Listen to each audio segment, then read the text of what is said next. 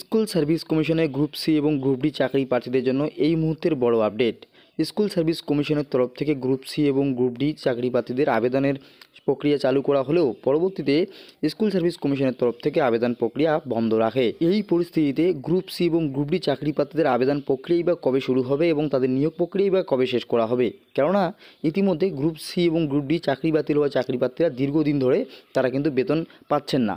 মাননীয় মুখ্যমন্ত্রী group C এবং গ্রুপ ডি চাকরি প্রার্থীদের 20 এবং 25,000 টাকা ভাতা দিতে চাইলেও পরবর্তীতে কলকাতা হাইকোর্টে মামলা দায়ের হয় এবং বিচারপতি এই ভাতা দেওয়াতে অন্তর্বর্তী স্থগিতাদেশ দিয়েছেন। সেক্ষেত্রে স্কুল সার্ভিস কমিশনের গ্রুপ সি এবং গ্রুপ ডি চাকরি প্রার্থীদের আবেদন প্রক্রিয়া বা কবে শুরু হবে সে বিষয়ে মুখ খুললেন মাননীয় শিক্ষামন্ত্রী ব্রাত্য বসু।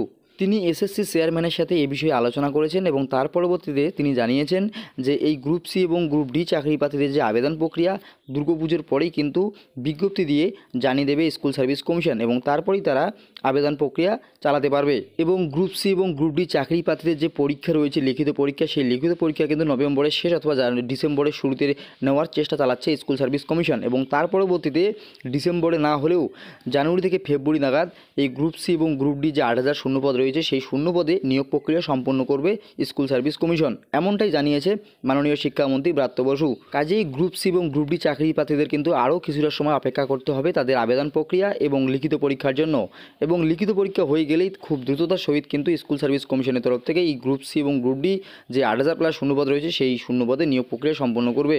কাজেই এই মুহূর্তের জন্য বড় আপডেট। তো ভিডিওটি ইনফরমেটিভ মনে হলে অবশ্যই লাইক করে দেবেন, শেয়ার করে প্রত্যেকে জানিয়ে দেবেন। ধন্যবাদ।